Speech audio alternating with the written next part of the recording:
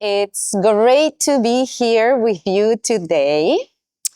And let me tell you that when I arrived, I think it was 1:15 in the morning on Tuesday, and I came out of customs and I saw MJ and Melanie with a big smile. I felt so happy and so relieved that it was the first time since I'm in this job that I did not have to worry about logistics. They were waiting for me. They took me to my car that brought me to the hotel. They checked me in and took care of me. So it was a wonderful experience. And it still is, of course, to be sharing a few moments with you today and if some more on Friday morning.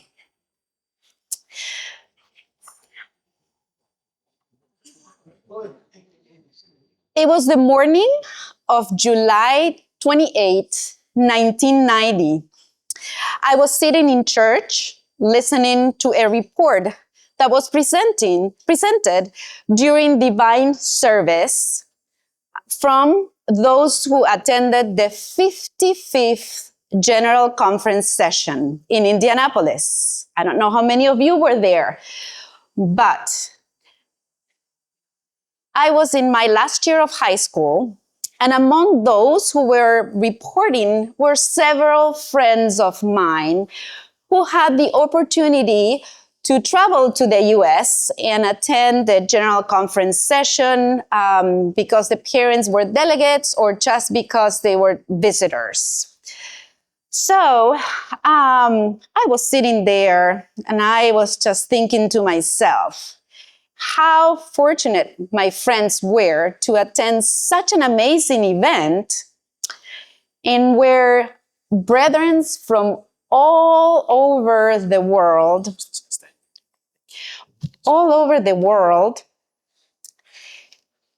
would come together to worship, to sing, and worship God. It's okay. And worship God. And I was thinking, maybe someday I would love to attend an event like this event and see what it's like to worship with other people from all over the world. But guess what? Little did I know that what God had in store for me 35 years later. You need to understand that I am a very shy person. So standing here and doing a presentation for me, it's totally out of my comfort zone. And you probably think, how come she is shy and an introvert when she has to plan events? Well, I like to be behind the scenes and I have no problem with that. But standing in front of people, it's very nerve-wracking. So you need to understand that when the Lord said, now, Sylvia, it's your turn to be doing this job, I felt completely humbled to start doing this job in right before COVID with my, the person who was doing this was Sherry Clemmer. And I started right before COVID, and she left after the General Conference session in 2022. And then I was on my own. So, as I said, 35 years later, the Lord brought me to serve in the headquarters of the church in the session and council management, where I support the planning and execution of large, sometimes complex meetings, including GC session, annual council, and other global gatherings, congresses, and events. So I work closely with our administrators, departments, and service teams to ensure that logistics support governance, stewardship, and mission. So, how does a large event begin? It begins planning way in advance. And that word way, it's in capital letters and in a big font, underline, bold, etc. So it starts way in advance. Scripture reminds us in 1 Corinthians, and I'm sure you are very familiar with this verse, 1 Corinthians 14:40, let all things be done decently and in order. Order is not about control. It's about creating an environment where mission can flourish in the context of planning meetings, structure, clear communication, thoughtful scheduling, and careful coordination. Eliminate confusion and distraction so participants can focus on prayer, discernment, collaboration, and decision making. When logistics are handled with excellence, attendees are not preoccupied with where to go, what time does the event start, who is responsible for this, for that. Instead, they are free to engage fully in the purpose of the event. Order communicates respect for people, stewardship of resources, and reverence for God's work. In this way, careful planning becomes ministry, because when things are done decently and in order, the mission can advance without unnecessary obstacles. So why order matters? Large church events are not just gatherings. They are decision environments. When logistics get in the way, energy shifts from strategy to problem solving, from vision to frustration. Prayerful focus shifts into technical distraction.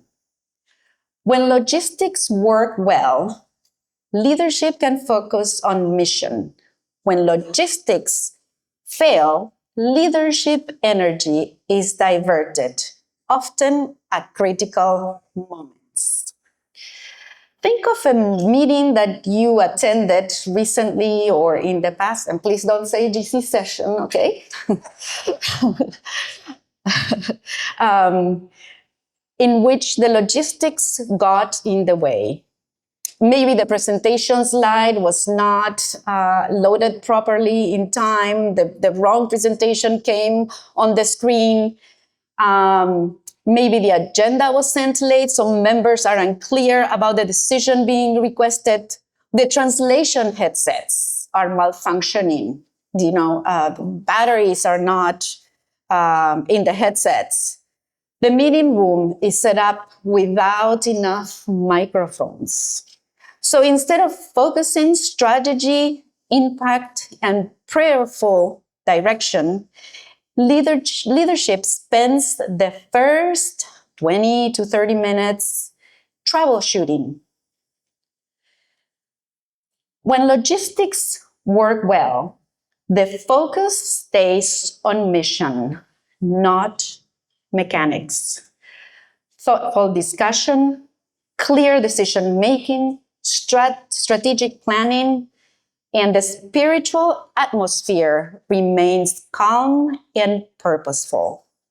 No one notices the logistics because everything simply works. And let me tell you that by experience that the best feedback that I get during a meeting, an event, is when no one says anything to you, not even thank you. And it's okay, because we know that then the meeting is running smoothly. When logistics work well, the agenda is sent in advance with clear action items. All reports are preloaded and accessible digitally. Microphones are enough in the room. Translation sets are checked before the meeting. The meeting starts on time. There are no distractions, no technical interruptions, no confusion about the decision required.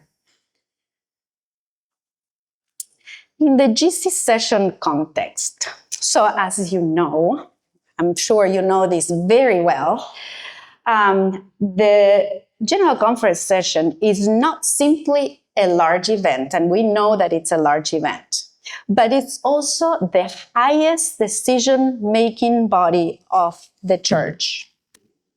Sorry.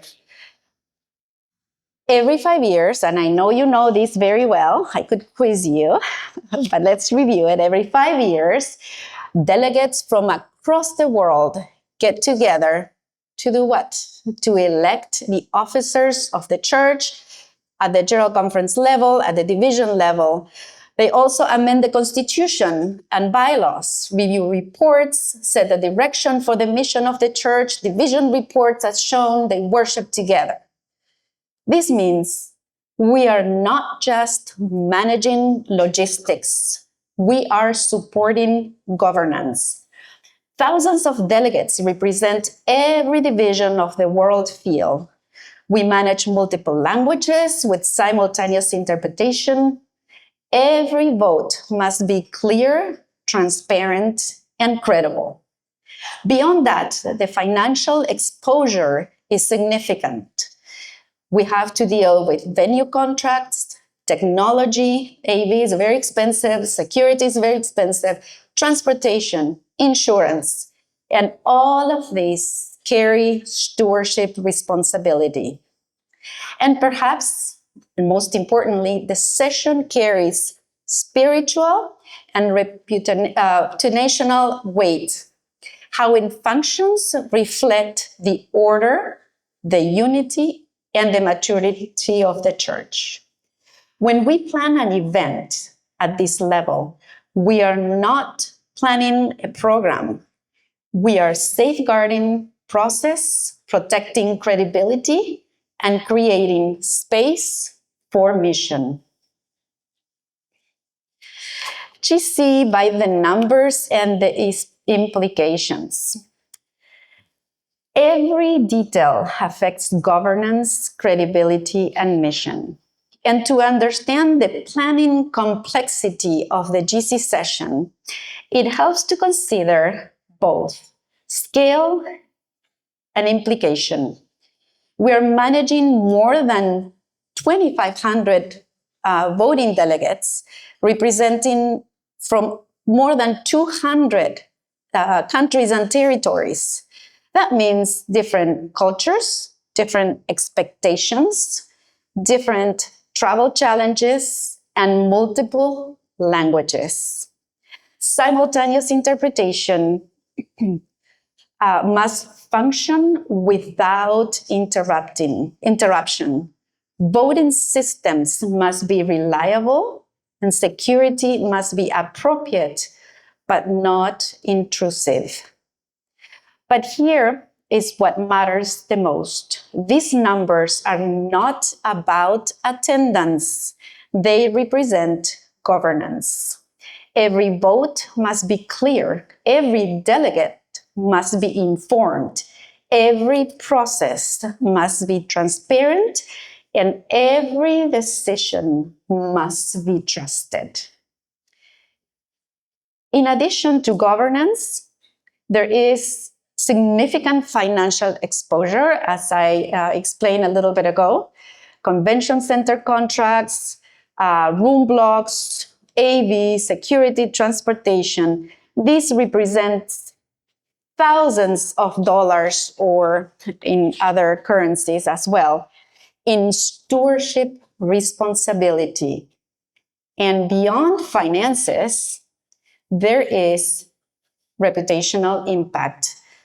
The world church and sometimes the public are watching. Because of the complexity, large church events cannot be managed casually. They require structure, they require clarity, they require alignment between leadership and logistics. And that is where five foundational pillars of event planning for large events become essential. The first one, governance and decision flow. In major church events, clarity of authority, approval processes, and decision pathways must be defined early. At GC session, that includes understanding who approves changes, who controls budgets, and how board votes are processed. When governance is unclear, logistics suffers and leadership credibility can be affected. Logistics must support governance, not compete with it. The second is strategic planning, which includes budget development and financial oversight. A well-developed budget is not just a financial tool, it is a stewardship commitment. At the GC level, contingency planning is essential. And you should always have plan B. You should always have a contingency plan, not only on your budget, but plan B for any of your meetings. Leadership should never be forced into rushed financial decisions because of poor preparation. Faithfulness includes operational discipline. Number 3 is infrastructure. Venue, audiovisual, interpretation, technology, transportation, security. These systems are the power grid of the event. When they work, no one notices. But when they fail, everything pauses. Number 4 is people. No major event succeeds because of one individual. Clear subcommittees, defined responsibilities, and accountability structures reduce risk and prevent burnout. Committees are not about workload. They are about clarity. And in this specific case, I'm referring to the committees that you put together for an event. And the 5th one is communication. Most crises are not planning failures. They are communication failures. Clear, repeated, centralized communication reduces confusion, protects schedules, and builds trust. In global gatherings, communication is not optional, it's stabilizing. When these 5 pillars are aligned, leadership can then focus on mission.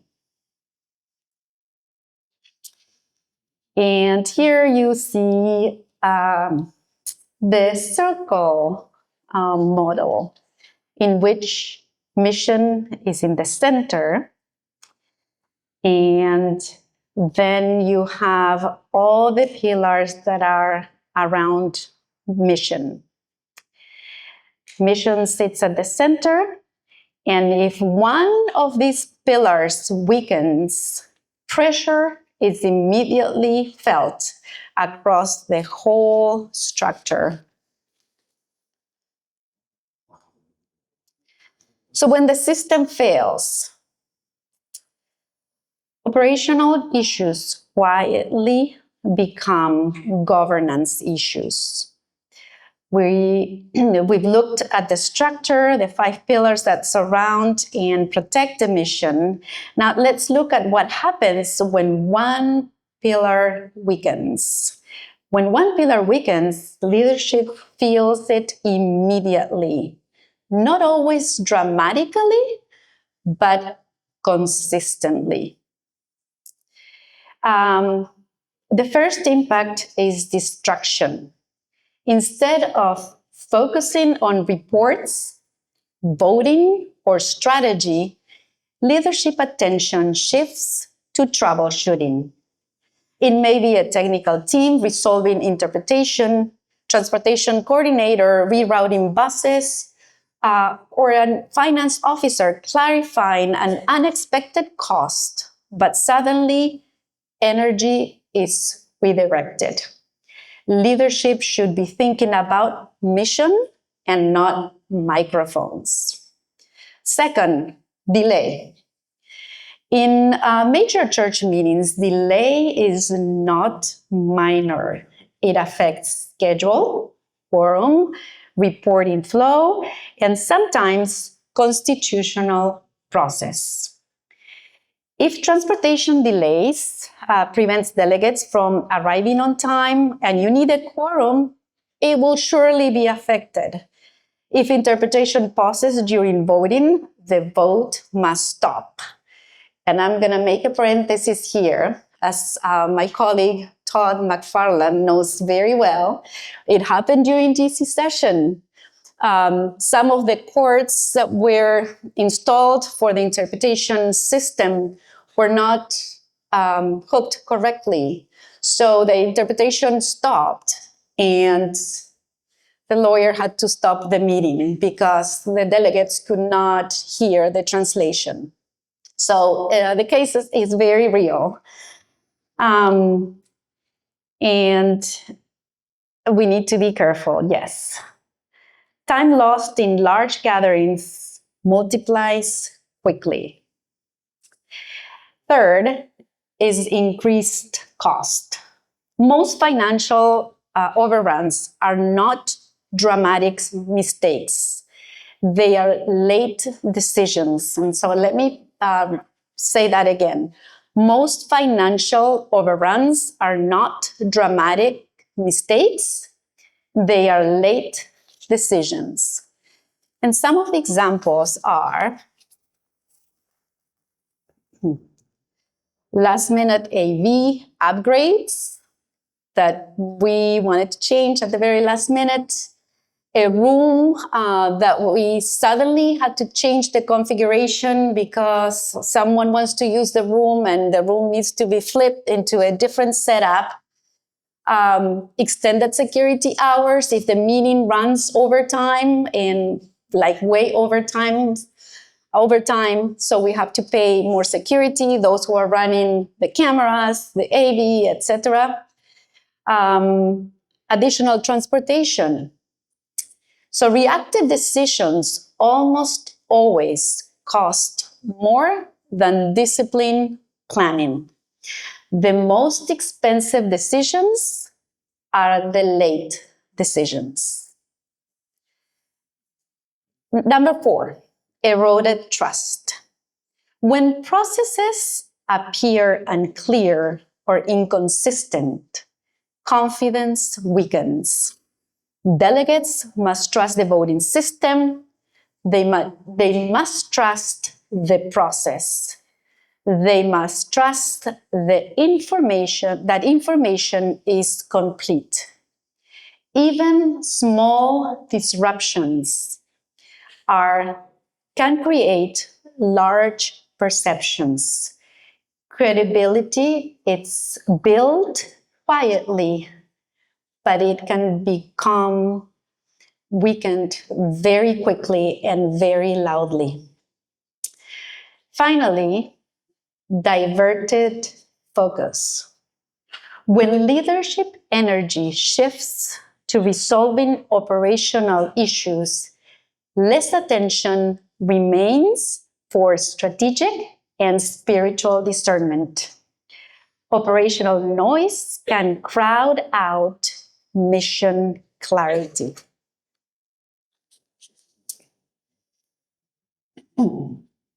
When we plan faithfully, we lead confidently. We've seen what happens when one pillar weakens. distraction, delay, increased cost, and strained trust.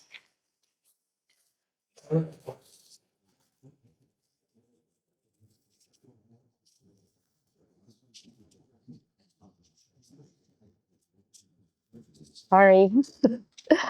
um, but the purpose of structure is not control, it is alignment. And order creates space, space for clarity, space for unity, space for prayerful decision making. When we plan faithfully and steward resources carefully, leadership is free to focus on mission. Ultimately, we do not rely on systems alone. We rely on the God who guides this church. And when we align our planning with His principles, we can move forward with confidence. Order is our responsibility. Outcome is God's. So we talked about the system, structure, stewardship, and risk. But underneath all of it is trust. Trust that when we are faithful in the preparation, God is faithful in the direction. Trust in the Lord. Proverbs 3, 5, and 6 says, trust in the Lord with all your heart and lean not on your own understanding. In all your ways acknowledge Him, and He shall direct your paths. Major church events are not about perfection. They are about faithfulness. Faithfulness in governance, faithfulness in stewardship, faithfulness in creating environments where mission can advance. When we plan with order and excellence, we do more than manage events. We strengthen the mission of the church. And on Friday, we're going to do a more practical presentation. We will discuss crisis management, security, venues, contracts, AV, and so on. And so we're going to give practical examples that you can apply to your events. And I would like to know now if you have any questions.